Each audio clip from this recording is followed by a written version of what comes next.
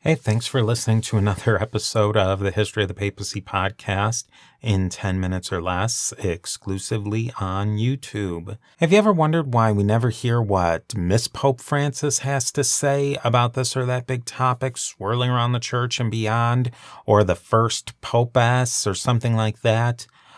Well, friend of the show and listener Gary M. had that question. Let's find out more about the popes and their better halves. In 2020, it'd be quite salacious to say, what if the Pope had a wife? It seems impossible to say, blasphemous, it's ridiculous. But that's how precedent works. Once something settles, for a few centuries or so, it seems normal and anything else seems crazy. The fact is, there were a lot of married popes back in the day. Properly married popes, not concubines, sketchy, weird girlfriends, that sort of thing. In fact, it was for the norm for a long, long time. But we need to back up a bit and look at marriage as an institution and how the church fit into that institution. I don't want to back up into the Roman Empire, but we really do have to in this case. The Romans viewed marriage as a strictly contractual agreement. As always with the Romans and ancient cultures, there was a little sprinkling of religion on top, though. This was definitely the case for the upper classes. There'd be an exchange of dowry, etc., rituals. Now, on the other hand, the lower classes, slaves and that sort of thing, you had two people, they liked each other, they decided to make a go of it. Maybe there was a little ceremony. Maybe there was a pro forma exchange of a dowry, if applicable. Now, forgive me if you're a scholar of Roman marriage practices out there. This is the best I can do in 2 sentences. There's also a possibility of something you would call common law marriage today. A man and a woman lived together just for so long they pretty much were considered an item and no religious or contractual agreement were exchanged. And this is how things went into the Middle Ages. There were local customs, observances, the whole thing. Now, marriage for popes in ancient antiquity followed pretty much those same ideas. Chances are many of them were married. Peter, as in St. Peter, was married, and that's based on early writings in the Gospels. Married bishops was really the norm across all of Christianity. St. John Chrysostom talks about married bishops in the late 300s and the early 400s. Bishops came from all ranks of society, and popes would have had official-style Roman marriage contracts all the way to unofficial marriages and everything in between. This was completely normal and wouldn't have been questioned by anyone. But as time goes by, things change. Clerical and episcopal celibacy become the ideal in the West, but definitely not always observed. Canons suggested celibacy and continency among the clergy, but there was no policy church-wide, east, west, north, south, you name it. Now, there's this other thing of continence or continency, which was an act of being married but not engaging in the carnal aspects of marriage. That ties into this 10,000-foot theological view that Christianity was always struggling with, the spiritual versus the worldly, Gnosticism of complete spiritual versus complete materiality. The mainstream church didn't view Christ, the church, or the world this way. Materiality wasn't evil. Sex, marriage, childbearing, etc. isn't evil. Mary is the bearer of God, and God became man, an actual man in time. I like to always talk about Karen King and the Elaine Pagels, this idea of the Gnostics being for free love and the church condemning the material world. And this is really a fiction of 1960s sensibilities. And I'm taking big shots at big players here. But if you read their works, I don't know how you can really pull anything else out of them. The Gnostics were not free love, and really the Orthodox versions of Christianity that developed, they never taught that sexuality is evil or repressed it in any way, and the Gnostics certainly didn't encourage it.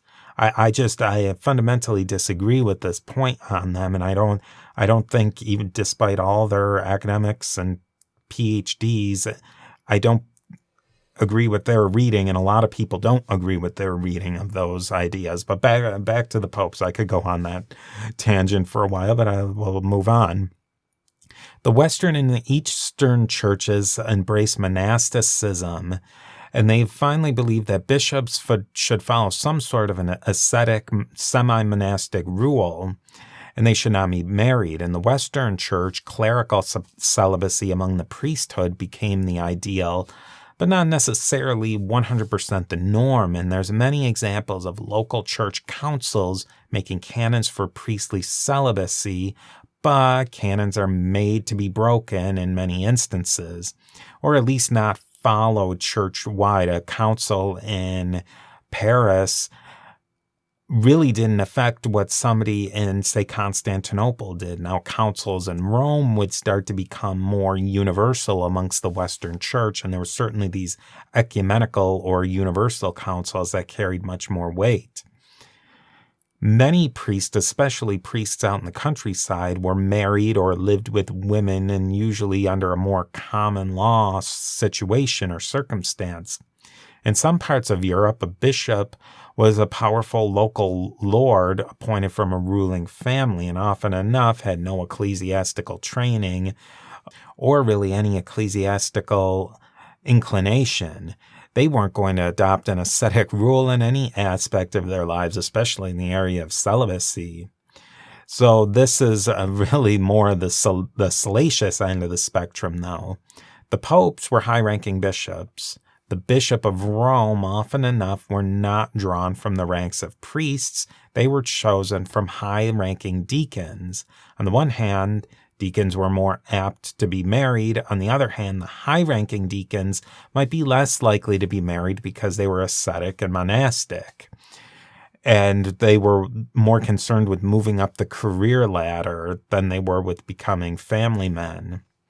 Pope Leo, he was one of the ones, he majorly spoke out against married bishops all the way back in the 300s.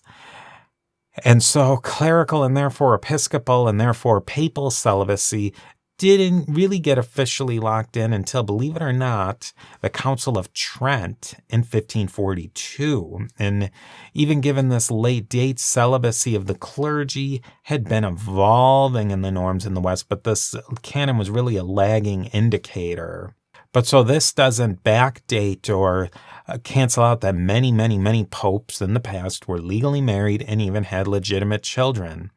Pope Hormisdas in the early 500s was definitely married, and it said he was married before he had entered the clergy, and his wife was somehow no longer in the picture. They had a son who later became Pope Silverius, and so that you have a father-son Pope situation. And this was a common situation, and there was a couple of different ways this could play out.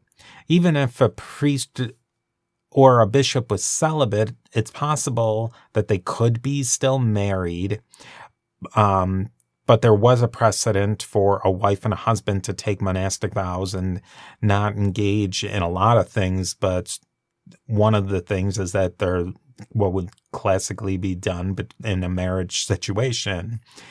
And in this case, the parties voluntarily chose to live a lifestyle where they wouldn't participate in certain aspects of the married life. This arrangement faded out pretty quickly during the time of the early church, though.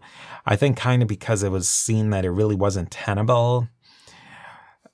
Another possibility, though, is that a priest or a bishop could be married before he became a priest. Maybe his wife died.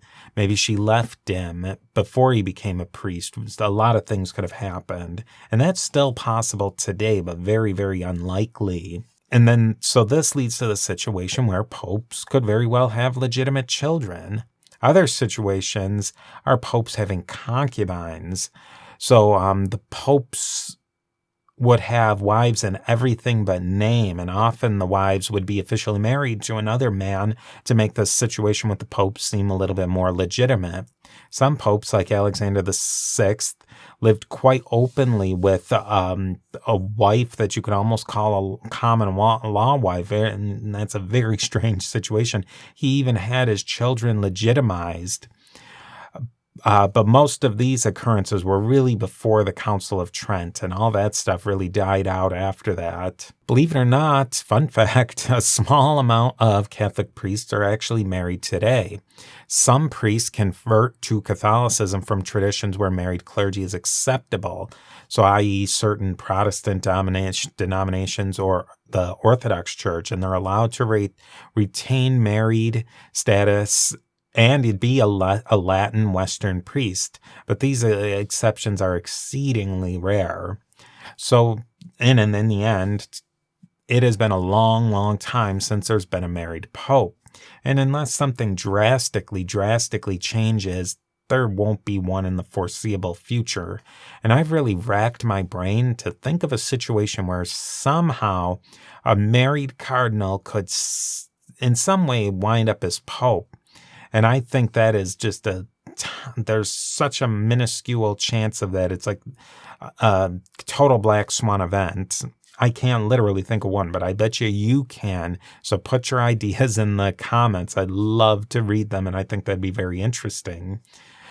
So that's all we have for Married Popes in 10 minutes. Thank you to all our patrons and supporters on patreon.com/history of the papacy. Join us there to support the show and join the History of the Papacy diptychs. Make sure to click like, subscribe, and ring the bell to get more videos like this, and I will talk to you next time.